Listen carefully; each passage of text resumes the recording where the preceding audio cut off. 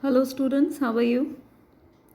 Well, during the last session, I talked about the famous poem written by John Keats, A Thing of Beauty. And today we are going to get started with the explanation of the poem. On your screen, you can see one of the most famous quote, prominently used, repeatedly used by people. Why so? Because it delivers a message that not only connects us with the nature but also everything that is beautiful around us. And beautiful inside and out. It is not only about the external beauty, it is also about the people who are beautiful, the emotions which are selfless, as well as the nature which is kind around us. So, without much ado, let's get started. We call the nature as Mother Earth. Why do we do that? Well, nothing in the nature lives for itself. Rivers don't drink their own water. Trees don't eat their own fruit. The sun doesn't shine for itself. And a flower's fragrance is not for itself, too. Living for each other is the rule of nature. And maybe that is why nature is beautiful. We cannot forget the beauty of nature. May it be a small flower, may it be the chirping of the birds, may it be the river flowing beside. Everything looks amazing. Not only because they are beautiful outside, but because they are doing something that we cannot do. Because we are, sadly, selfish creatures. Let's get started with the text. And before we get started, I must make sure that while writing the poem, John Keats might have felt the same emotions, the beauty of nature, and everything beautiful about it. A thing of beauty is a joy forever. Its loveliness increases.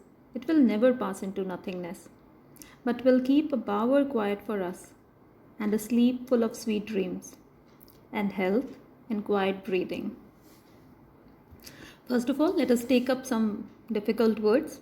Bower, in the second last line, is a shady place under the tree. Here you can see a shady place under the tree. And coming to the explanation, the poet says that beauty stays forever. It never fades away. Rather, it increases with the passing time. The perception of the poet regarding beauty is that it never goes off with the passing time. Rather, it beautifies more and more. For the poet, beauty is like a beautiful shady tree under whose shade all the creatures can sleep peacefully and enjoy good health. Let's get back to the text. As the poet suggests that the beauty of nature is something that always gives us happiness, no matter how long it has been. But whenever you think about the beauty of nature, you always have that happiness in your heart. You always have a smile on your face. Its loveliness keeps on increasing and it can never pass into nothingness. And I am not talking about only the beauties present around us, but the memories that we had. Think about the past memories and they will make you smile. They will never be zero, no. And they always keeps on increasing with time, the happiness that they give to us. Now, firstly, the poet talked about that how nature is beautiful, how its loveliness keeps on increasing. And then he talks about that how beautiful it is with the help of some metaphors. The first one being bower quiet. So the poet conveys the thought that nature is not only very beautiful, but it is very comforting. It is very much soothing. It provides something to others. Now, suppose you are walking and it's a terribly sunny day. But then you locate this kind of tree and you realize that there might be quite lush and soothing shade under it. Then you walk fast and go there and feel the breeze and feel comforted. That's how the beauty of nature is. The nature is as comforting as a bower quiet, as a silent shade.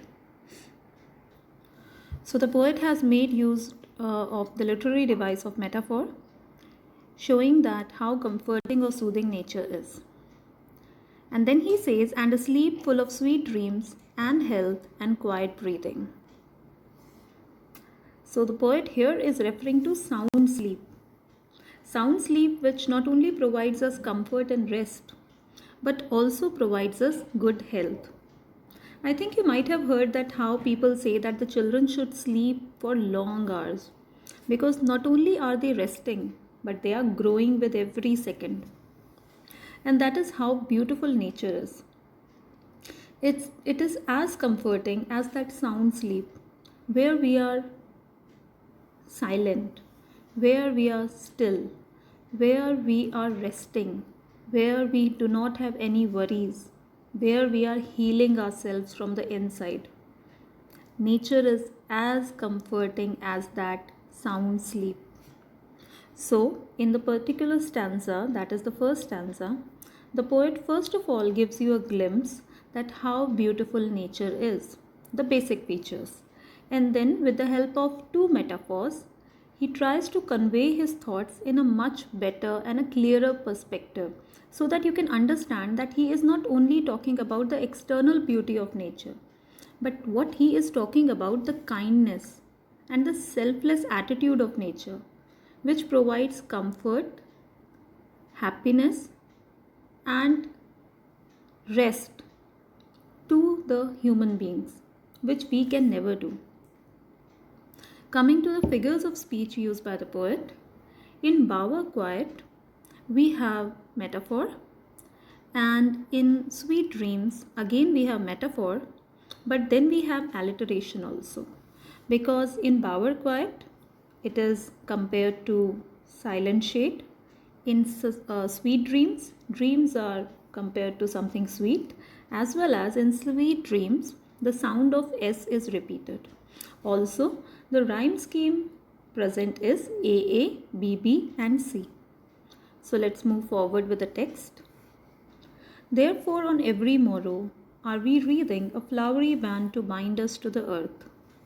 Spite of despondence, of the inhuman dearth of noble natures, of the gloomy days, of all the unhealthy and over-darkened ways made for our searching.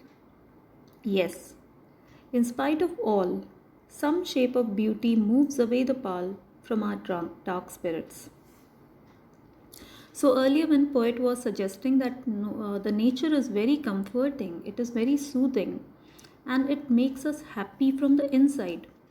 That is why, therefore, that is why. On every morrow, morrow means the following day or the next day, are we wreathing? Wreathing is binding. Are we wreathing a flowery band to bind us to the earth? Flowery band, we have a metaphor here because we are talking about the flowers which work as something binding or a binding element. So we connect ourselves with the help of the flowers with the nature. Now look here. These are two images of flowers. Well, you must agree that we are always surrounded by nature. The air is around us. There are trees around us. The leaves are there. The birds are there. The animals are there. But sadly, we hardly notice them. But can just anyone overlook these beautiful flowers? We just cannot. The moment we look at the beauty of the flowers, the color palette, as well as the striking features, and see that how perfect they are, we instantly get connected to the nature. That is why maybe the poet has used the phrase flowery band. Well, let's get through the explanation. The poet says that every day it is the beauty which fills us with the spirit to live. It is the beauty which builds the desire in us to live, though there are sad moments and cruel people around us. So here the poet wants to say that without beauty, the earth will be full of cruel people, sad and gloomy moments. It is the beauty which is created by God which helps us to remove the sadness from our hearts. So in this particular part, this particular stanza, the poet likes to convey that the world is full of frustrations and terrible moments and sad days and disappointments. But still, some form of nature can always make us happy. Now, here in front of you, despondence, spite of despondence. I'm going through this line. Now, despondence means disappointment. On your left, you can see that the person is heavily disappointed. So, our world, our lives are full of disappointments. And then we have the dearth of noble nature. Dearth means lack. So we lack noble nature also. People lack noble nature also. It can be us, it can be somebody else who is harming us. But we harm each other. We try to take away things from others to make ourselves happy. So, yes, the world is filled with problems. And then we have the gloomy days. Life is hard, and we have sad days now and then. And the poet also talks about all the unhealthy and over darkened ways. So, what the poet is trying to convey, that we adopt evil ways to fulfill our wishes, to fulfill our whims. So, he is referring to the evil ways. In the picture on your right, you can see that how we are driven by evil forces. They are always around us. They try to capture us and control us. And the moment we make the mistake, they are completely inside us. We are possessed by them. And we try to do things, wrong things, one after the other. And this is how the world is. And this is how the evil things are around us, waiting for us to make the mistake and then trap us forever and ever. But the poet says that even if these things, these evil forces are searching for us, all these bad days are searching for us, all these disappointments are searching for us, still some form of beauty of nature can remove the covering, the pall from our dark spirits. So the spirits which are filled with disappointments, the spirit which is filled with sad days, the spirit which might not be noble anymore and which is devoted towards evil, some form of beauty of nature can always make us realize that what is right and what is not. In front of you are two images. One are these birds, so colorful, sitting together like a family, and how closely they are sitting. And it makes us wonder that whether we can be close to each other ever or not. And when we realize that how close they are, that is when we realize that what wrong we are doing. We are not close to our families, right? And looking at the right hand side, this picture, it's so transparent, no colors whatsoever, but still it is so pure. And this purity of nature surprises us. It makes us realize that nature is beautiful, not only from the outside but from inside. And that is how it teaches us to be beautiful, not only from the outside but from the inside. And again, literary devices. Anaphora is used by the poet when he says that of noble nature and of all the unhealthy and over darkened ways, because he is using the same kind of phrase and words in consecutive lines. That is why anaphora. Then we have alliteration also. Band to bind, we have the sound of B and sound of N in noble natures. And some shape of beauty, again we have the sound of S, that is why alliteration. The poet has again used metaphor when he talked about flowery band that I told you earlier. And then he has used imagery. Imagery, creating a sensory effect of beautiful things lined up in a string like a flowery band to bind us.